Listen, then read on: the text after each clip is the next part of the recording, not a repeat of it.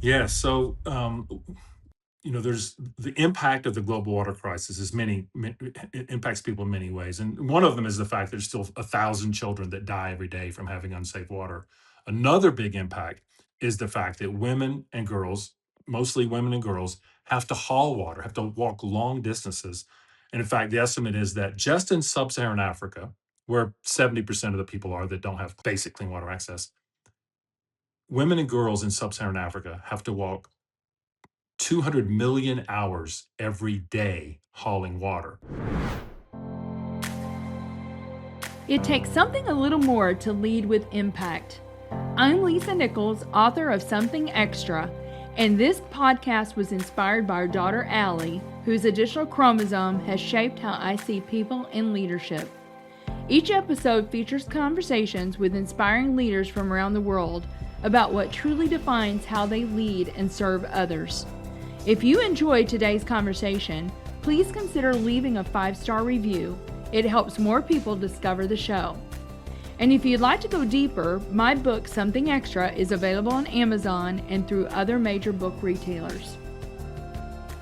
Our guest today is Dr. Greg Allgood.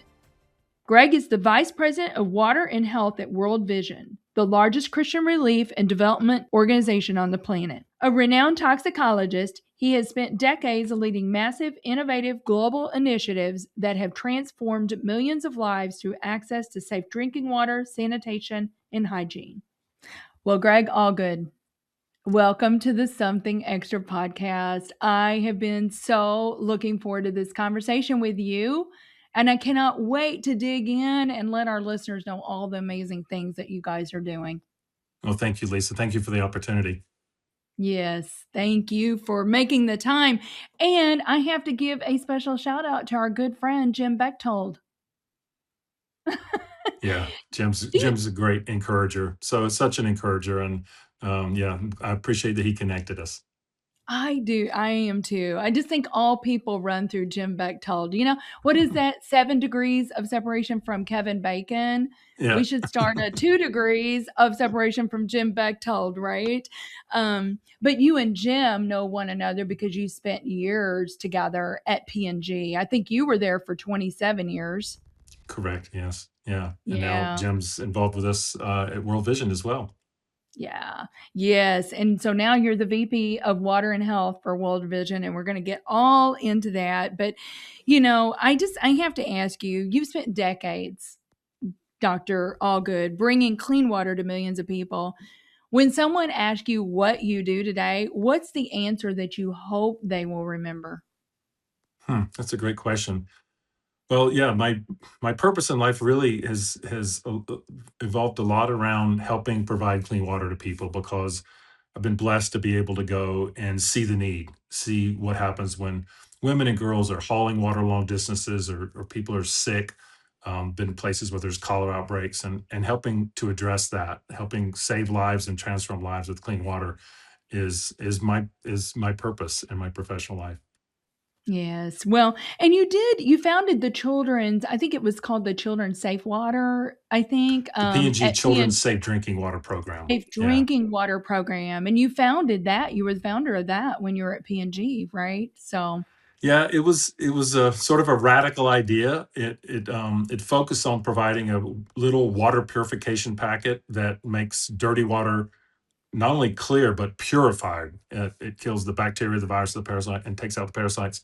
And we tried to make it a for-profit business, but it failed. We were not meeting P&G's expectations for a for-profit product. In fact, we were losing a lot of money.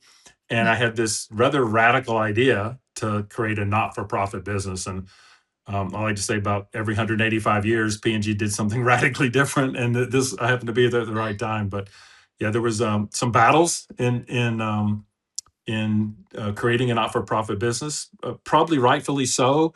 P&G had failed commercially with some of the brightest marketers that we have and business leaders. And now I, as a scientist with no real strong business background, said, "Let me run it as a not-for-profit business." And so, yeah, some senior leaders decided to fire me, and it was a bit of a battle within P&G. But luckily, our leadership, including our former CEO, A.G. Lafley, and also had great support from past CEO John Pepper saw the potential of this to really build P&G reputation and to save lives. And so the work continues Mm-hmm. to today. They had me back in Cincinnati, P&G's headquarters, last year to celebrate 21 years and 25 billion liters of clean water that program has provided. Say that again. 25 25 billion billion. with a B. Yeah. That is so amazing. That is so amazing. Well, and I love, I mean, you know what I think? When I hear that story, um, Dr. Allgood, I just think, you know what? P&G had a heart. I know they had a heart. You know, you guys had the whole love campaign for a while. And I think people want to support and get behind companies that have heart, right? Yeah. And so that's what it does for me. I'm like, wow, you know, they truly are using the business for a greater good, right? It's not Yeah. just about profits, it's about saving lives. And the fact that it's sustained now through 5 different CEOs also shows P&G's long dedication to this work Yes. and to really transforming lives, and helps be a proof point for their, a lot of P&G products improve lives every day in everyday ways, whether Mhm. it's, Mhm. Head and Shoulders or Vicks, or Tide detergent, Pampers, everyday ways improve health and hygiene. But this is really the centerpiece of showing that it can actually, help transform lives with clean water. Right. I think I read a story where you actually dr- drank some water where there was a dead dog upstream, right? And you used the pure packet. Tell that story. Oh yeah, it was, one of the things when I was showing the communities the miracle of turning water dirty and clean and purified is I always had to drink the water myself to prove that, that it's is something that they would be able to drink. And one of the places we collected water, there was literally a dead dog in the water. And the acceptance among people once I drank the water was even higher than normal, which is usually good, but it was great. And I I thought, well, would this should imagine. be our best business approach. Always bring along a dead dog and have it in A the dead water. dog. Oh my goodness. Yeah, that was proof in the pudding for sure. Yeah. That was proof, you know. Well, I'm excited about this. You've got an upcoming book, and we were just talking before. Bob McDonnell and John Pepper both endorsed the book for you, but it's called Thirsty for a Miracle. What is the miracle that you're actually thirsty for, Greg? Well, yeah, I'll show you the book. It's coming out September 22nd. Yeah, it's published by Tyndall uh, House Publishing, which is a Christian book publishing company. And the Thirsty for a Miracle relates both to the fact that people need clean water, and part of it is this miracle of the P&G packets turning dirty water to clean water, um, but also my own spiritual journey of becoming a person who was always of faith, but for many years, I was a person that sort of arrogantly thought, God was supporting my work, and sort of almost like I had when I needed to pray and ask for help, I had God on speed dial that He would favor my work. And over the years, learning that I was really just God's water boy doing His mission of helping provide clean water to people in desperate need. So that Mm, miracle is also my spiritual journey your and spiritual along journey. the way. Yeah. Yeah. And I mean you've got, oh my goodness, you know, you've got a PhD in toxicology, you've got a master's in public health, you started with a bachelor's in biology. I mean, Greg, was there any kind of how do I want to put this, ego there about, you know, look at how smart I am and what I can do? Did you ever have that kind of, I think about I bet you know him, Mark Whitaker, who runs T Factor for Consolidated. He was very, very smart.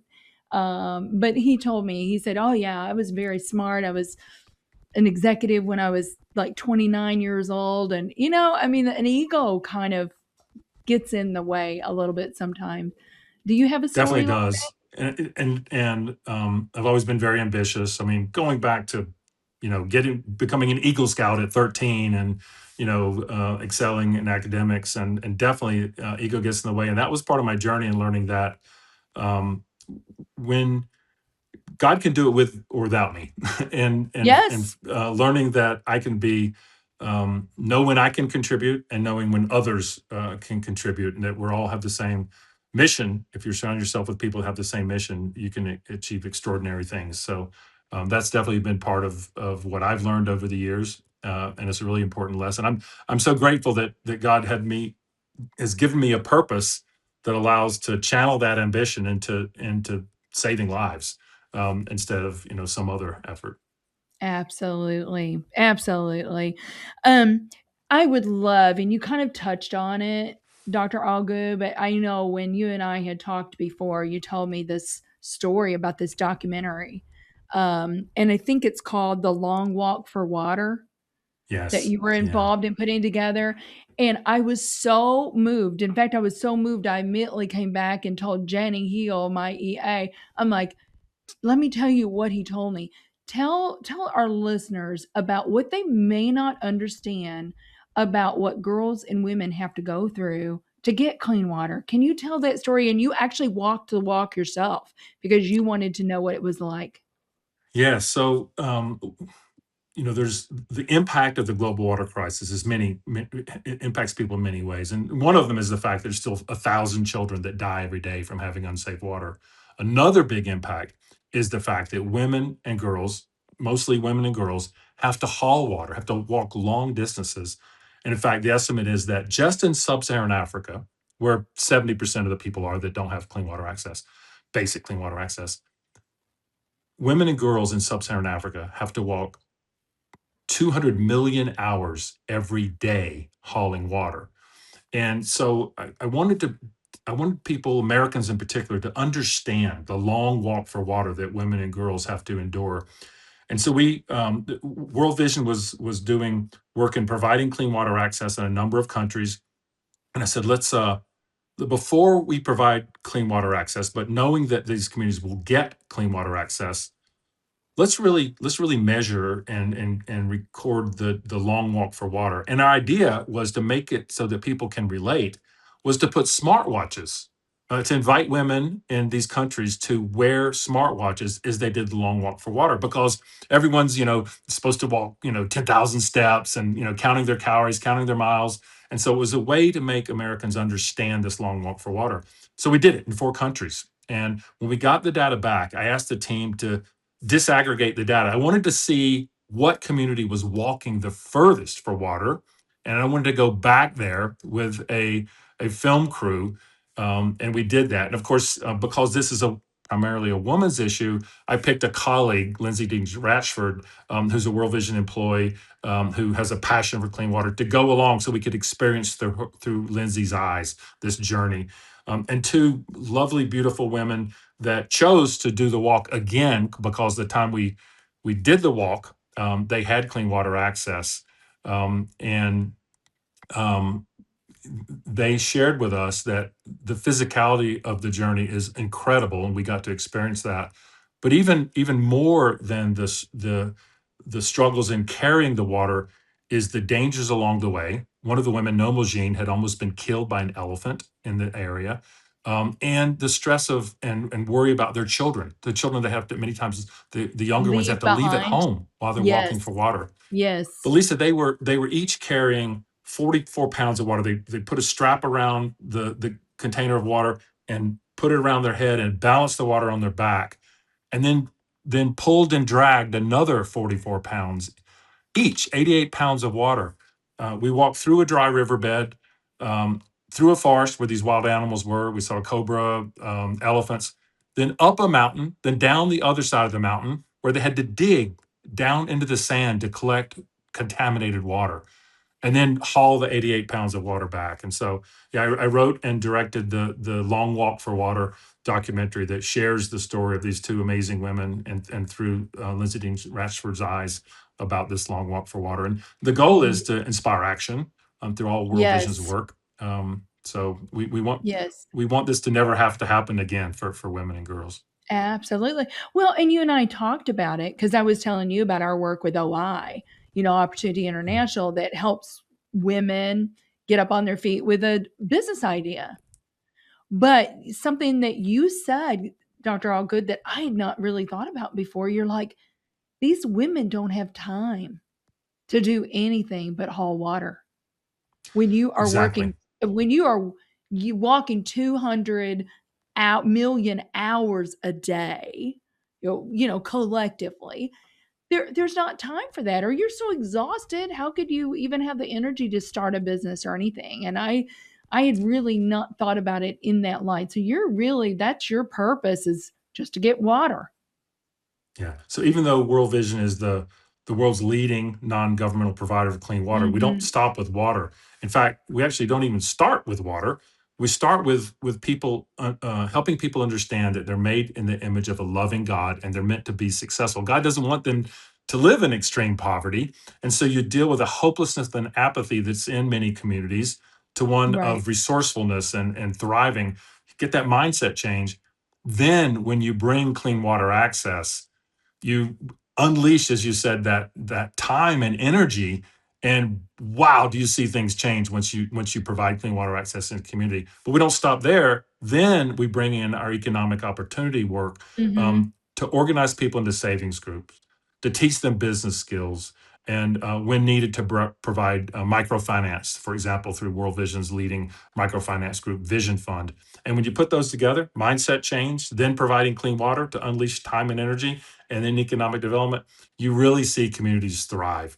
And particularly, Yes. particularly the women, and family relationships improve. The relationship between husbands and wives really change when people are no longer in extreme poverty, and we focus on making sure that happens. Yeah, I love it. Tell this story real quick, because I told you that we have supported children through World Vision for a long time, and I'll never forget. I think it was Bob Pierce, right, that founded World Vision. Tell Mhm. our listeners kind of the genesis of that, and what was it that really spurred him on the Yeah, prayer? so Bob Pierce is the founder of World Vision, also Samaritan's Purse. He was an evangelist, worked with alongside Billy Graham in China, then Korea.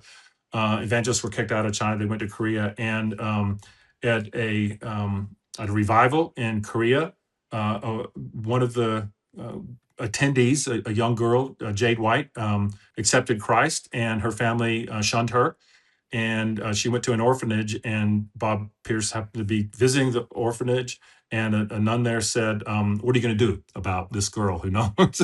And so that's how World Vision started child sponsorship, Yes. and then we worked to grow that. We're the leading child sponsorship organization now, and that's really critical to our whole development model, because when people sponsor a child, that funds go not just to that child, but to that entire community.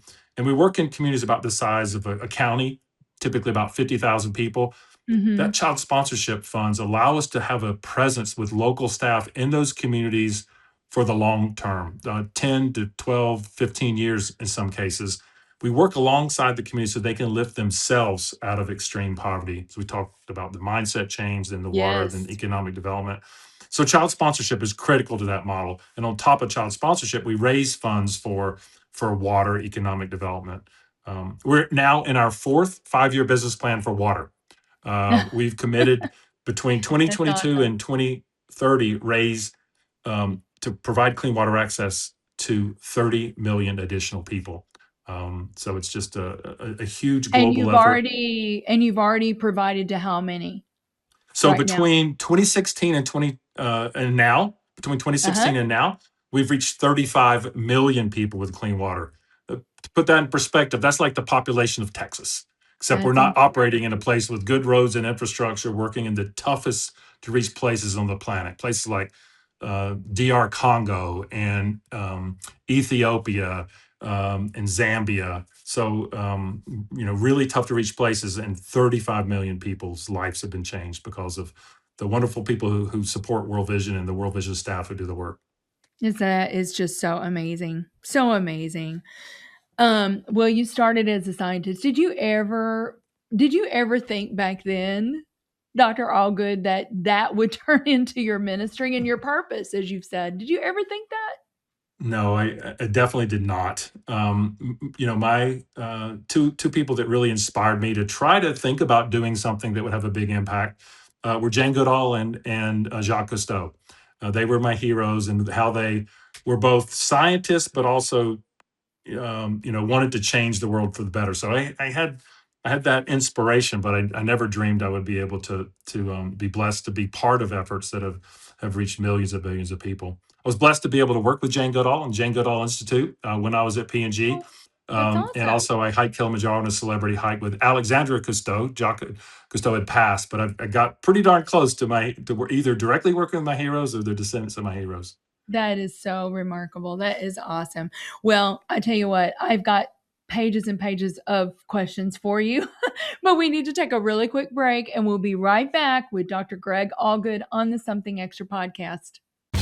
In business, the tendency is to seek out partners who are bigger, faster, stronger. When it comes to IT, you should be looking for smarter, faster, better. That's just what you'll find with the talented technologists at Technology Partners. Our experts develop custom solutions to tackle your most complex challenges, all to simplify your processes in the smartest, most efficient way possible. The time to be swift and nimble starts now. Go to technologypartners.net/solutions and see what's possible. So, welcome back, everyone, to the Something Extra podcast with Dr. Greg Allgood.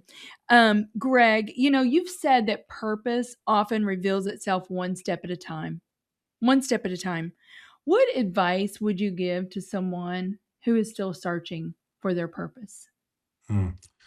That's a great question. I think finding your purpose, it'll be where you have passion, where you see that it excites you. You want to get out of bed every morning and get involved in that purpose. Pray, ask for discernment from God to help you know when that true purpose is. Um, and be patient, because sometimes it does take a while for you really to understand that. And passion's not enough. You need to have the skill set along with it. So if you Yes. think it's your passion, then build your skills in that area so you can really have a meaningful impact. Hmm. That is sometimes where I see, and I'm sure that you could speak to this, and I would love for you to speak to like what were you doing back then even that you feel like has prepared you for what you're doing now? And sometimes, I mean, Dr. Allgood, there is a season of preparation, right? And Yeah, sometimes your purpose is not necessarily revealed immediately because you're not ready, right? yeah, There's this season of preparation. And I love what you said. You got to have the skill set. So work on that. yeah. Have the patience to wait, but looking back, is there what were some of the things you were doing that really prepared you for the work that you're doing today? Well, you're right. It did take years for me to understand what my true purpose was. Mhm. At P&G, we mentioned I had a lot of ambition, and I was, very grateful to have a position at the world's leading consumer products company and doing job I worked doing work I really valued, but it didn't quite fit with my purpose. I didn't understand my purpose, and um, I worked on project after project that failed, and so I was really becoming Mm. discouraged. I think is this what God wanted me to do? Even what I thought were big successes, like I was in a debate with a critic on Oprah when it was the top television show in the world, and I was very successful in that debate, and thought, wow, this is going to lead to more successes in my career. That project, though, crashed financially because it wasn't meeting P&G's expectations for sales, and so it was a financial failure. And project after project that I worked on were like that. And at the time, I was thinking, wow, maybe I should leave P&G. Maybe I'm just not cut out for this. Mhm. But what I did was I learned through those failures, and my success in convincing leaders to create a not-for-profit business with the P&G, I can directly link back to understanding what happens in a corporation when things fail, and I was able to get ahead of it with the not-for-profit business recommendation. Um, and if you're patient and you learn those skills, and then you ask for guidance from God, you can find your purpose. For me, it was when I was almost fired from P&G for recommending this not-for-profit business. Who was I? Who was I to lead this? Mhm. It could damage Mhm. P&G's reputation to try to continue with a product that had failed commercially. I was in Mm-hmm. Geneva meeting with some of our P&G team who had asked me, and I was running around Lake Geneva to get rid of some of the stress of the fact that Yeah. people were trying to have me fired. And usually after running for a while, like, you know, I start relaxing a little bit. You know, my stress is Your relieved. endorphins Yeah. kick in, and But in yes. this run, it just got worse and worse. And I stopped, and I heard God very clearly tell me, "Do you doubt I can do this?" And I never had an experience like that. I dropped to my knees and wept, and I felt an amazing confidence because of that. That God had told me that He could do this, which changed everything within P&G, because the people that were wanted to work alongside me, they were nervous as well, but they saw the confidence I had, which I attribute to the Holy Spirit entering me and it giving me this confidence. And so we had a few more battles ahead, but I had the confidence to get the agreement from P&G, the green light to run the Yeah. not-for-profit business. Okay. We could just stop the podcast right there. That was just gold. That was gold. And that will be something that I will remember. I hope our listeners do too. Do you doubt that I can do this? God is sovereign, right? And He can do anything. And going back to what you said in the beginning, Dr. Allgood, you go, He doesn't need me to accomplish His purposes, right? I always say that when I really camp out on um, that one blows me away. He doesn't need any of us. Here's Yeah. the deal though. He wants us. He wants us involved, and He knows what's going to fill our bucket more than we know, right? And so getting to do that work, and the work that you've been able to do, and knowing that the work that you've been able to do, which He gave you the brains and the scientific brain and the business brain, but that you've been able to be a part of saving so many lives. What a fulfilling, satisfied life. And He knows that better than we know it. So that's gold. Do you doubt that I can do this? That is Well, gold. Lisa, it was it's a journey, right? We continue Yes.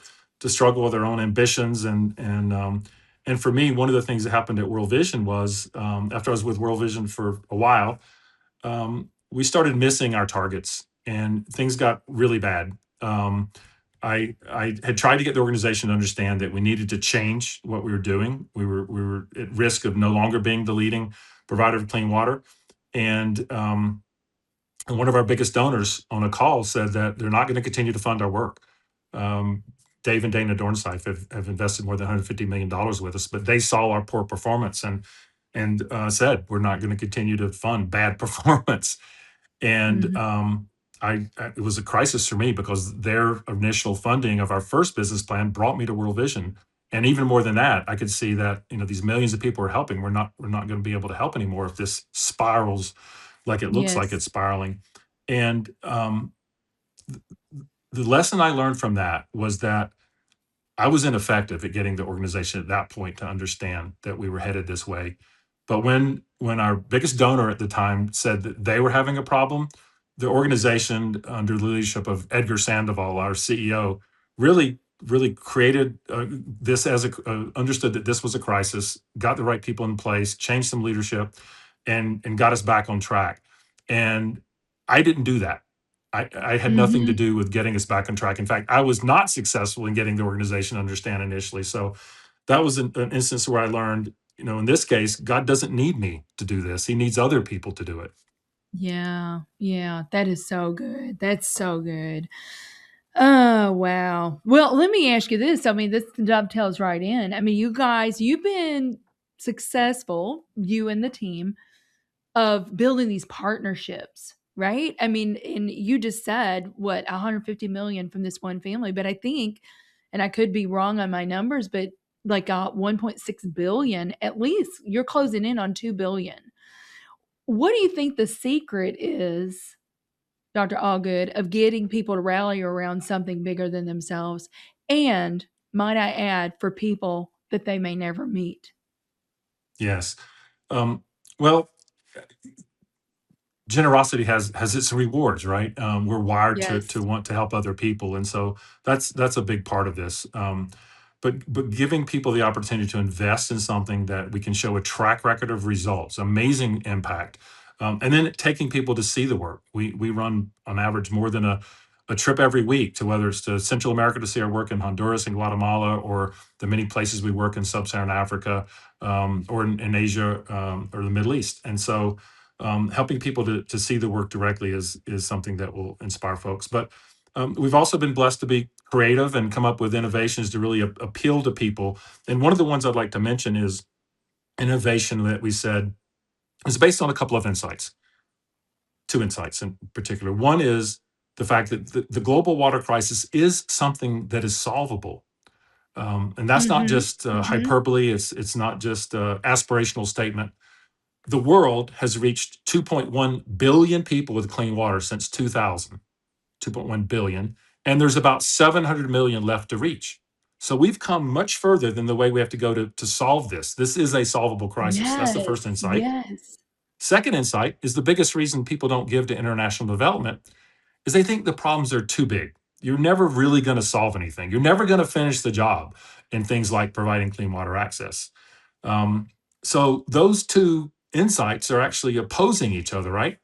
And so the disruptive idea we had was, let's prove that we can finish the job of providing clean water access to everyone, everywhere we work in a country, to prove that we can finish the job. Because unfortunately, not for profits, including World Vision, ask for money for the same things in the same countries year after year after year. So we sort of reinforce that you're never finishing the job, right? And so we turned that Right. on its head. We started with Rwanda. We fulfilled our commitment in 39 areas of the country, more than 1.2 million people. We're just finishing Zambia now. Again, more than 1 million people finishing the job in 29 areas of the country. And we're well on our way to doing it in Honduras. We're going to reach more than half of the people that don't have clean water access in the rural areas of the entire country of Honduras. So next we're doing Ghana. We just bit off the ambitious goal of reaching everyone in Ghana. And it's not only clean water access or near people's or in people's homes. We're upgrading all the schools so they have clean water, sanitation, and hand washing, and all the healthcare centers. In Ghana, that means 500 schools are going to be upgraded and 200 healthcare centers if we get the funds that are needed to do that work. And it's $85 million that we'll need to finish the job in 23 areas of Ghana. That I'm so glad that you mentioned that because I know that you had that finish the job philosophy. And Yeah. so you just you just and true. I mean, it's like if you're asking for the same thing every time, people automatically are like, "Well, gosh, this when is this ever going to end?" But that was really, really smart, really smart. Um, Gosh, I've still got so many questions, but I know that we're running out of time here. You know, we've already talked about your faith, and your faith has evolved so much over the years. And like I said, I will not forget that. You know, do you doubt that I can do this? What a great encounter, you had with God in that. Um, you know, let me ask you this. You visited hundreds of communities across the world. Is there a family, Dr. Allgood, that you'll never forget? Can you remember a story of a family that you will never forget? There's a lot. In fact, I've been to Africa as an example, sub-Saharan Africa more than 70 times, and I do that because it fuels me. Um, the Bible tells us that we'll find Jesus among the suffering, and that is true. That's Right. the almost a secret about visiting these areas and seeing World Vision's work, is that you get fueled, and you feel the presence of Jesus in these communities where they're suffering. But just to pick one, a story of something that will stay with me. It's more recent. It's in Kenya, and it's a couple I met there, Biblia and Lantangian. That's a cool name, huh? Biblia, Yeah. Bible, and Lantangian. I have no idea Bible? what it means, but it's a really cool name. It And he's a is. really cool looking dude. So they were in extreme poverty before World Vision came into their community. And Biblia, along with her daughter, used to walk 5 miles a day carrying water, much like I described the women who are in the documentary Long Walk for Water, carrying 44 pounds strapped around her head, dragging another 44 pounds, and her daughter would go to a dry riverbed, and there are camels and goats everywhere. So there's, clearly highly contaminated water. They dig deep into the sand to get the water and haul it back. And her daughter would often miss school because of being sick from the dirty water or just being exhausted. And Biblia had no future except hauling water every day. No Sundays off, no holidays, no Christmas off, every day hauling water. She couldn't even dream of what a future might be beyond hauling water. Mhm.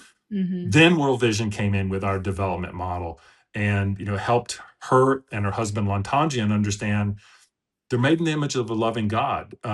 Everyone has been given tools by God to be successful, and we use we take them through trainings, for example, to understand that everyone has these different talents, and they can see that. Okay, Bibli is very creative. Lantangian is very organized, and they can see that everyone in the community has different skills. Then you bring them Right. the clean water access, and the time and energy is freed up. And then Biblia entered a savings group. For the first time in her life, she was able to buy things for herself. She just purchased a dress when we recently gotten there. And the relationship between Biblia and Lantangi, and he told me, before this, I felt like I was blind. Now I think I feel like I can see. I didn't feel like a good father before because we could only afford one meal a day for our family, and now we're. He told me and showed me that Biblia and him are building latrines together, but making the bricks, digging the holes, building latrines, selling them in the community. Some of the first latrines this community has ever seen. They're doing together. Biblia is, now that she has water access right there. She has a garden, better nutrition for her family, and selling the extra produce to in the market to have income. So literally their lives have been transformed. And so I'll never Completely forget transformed. Biblia and Lantagian. At least I hope I Oh, I won't love forget that. his name. Right?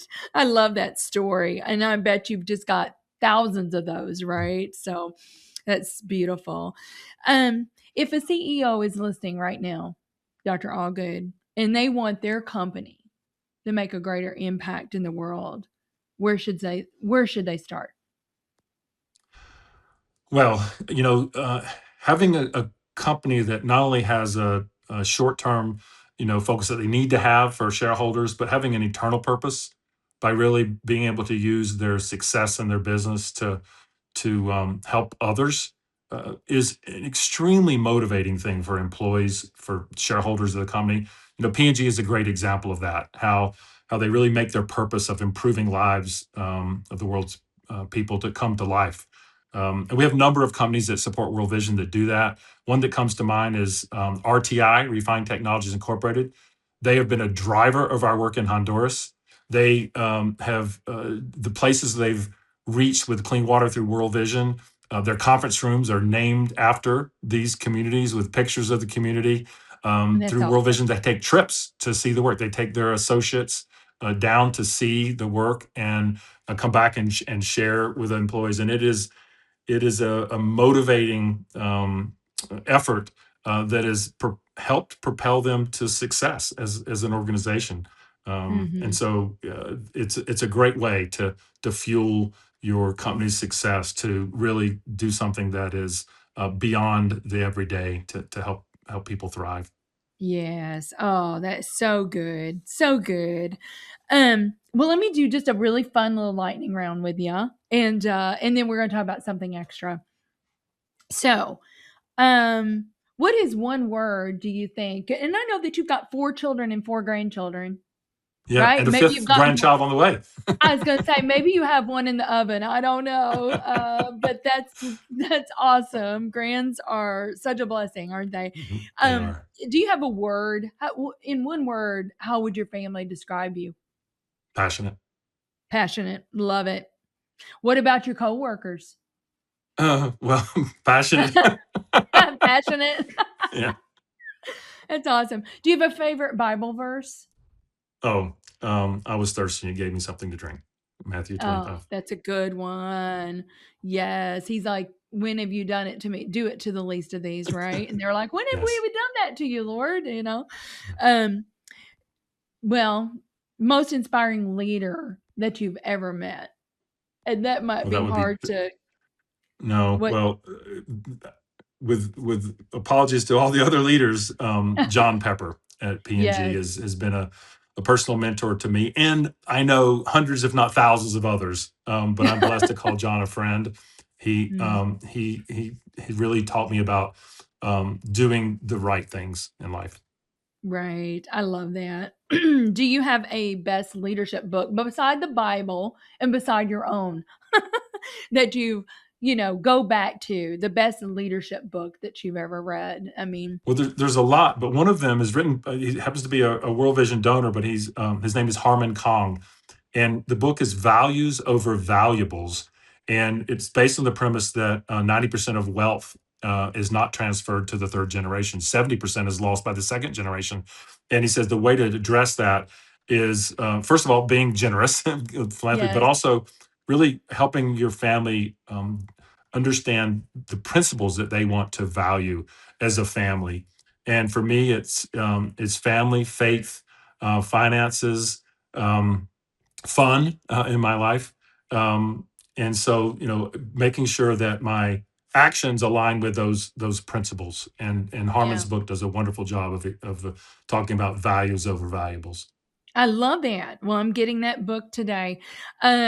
One daily habit that you never skip. And I like to talk about morning routines and stuff, but is there a daily habit that you never skip? Um, Unfortunately, I have a back that after years and years of running is sort of gone out. So I start every morning with 20 minutes of stretching. And my back was in bad shape when I created the P&G Children's Sleep Drinking Water Program. Wasn't sure if I was going to be able to continue to work. And it's no worse than it was 25 years ago. Yeah. Okay. Good. All right. So this is called Something Extra. What do you believe, Dr. Allgood, is the something extra that every leader needs? Well, there's not one for sure, as you know. But if I had to I pick know. one, I would say vision. And Mhm. so the vision that we had to finish the job in countries has been a game changer. When I created the P&G Children's Safe Drinking Water, my boss at the time, Don Tassone, said, "Write the vision of what would happen if P&G takes the bold step to create a not-for-profit business, and write it in the present tense as if it's 5 years from now."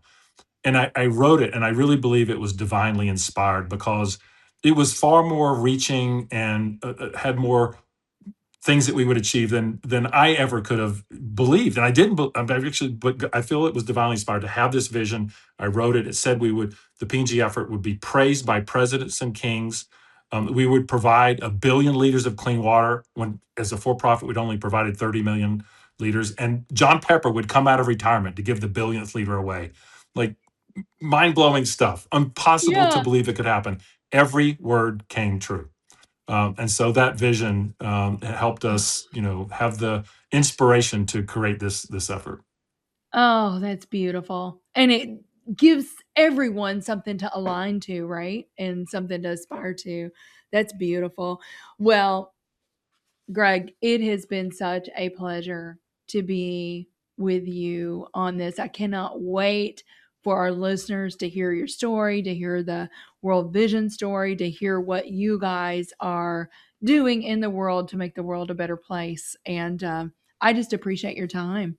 Thank you so much for sharing your time with me. Thank you, Lisa. It's been a pleasure to spend the time with you. It's been awesome. Thanks so much. Something Extra with Lisa Nichols is a Technology Partners production. Copyright Technology Partners, Inc. 2019.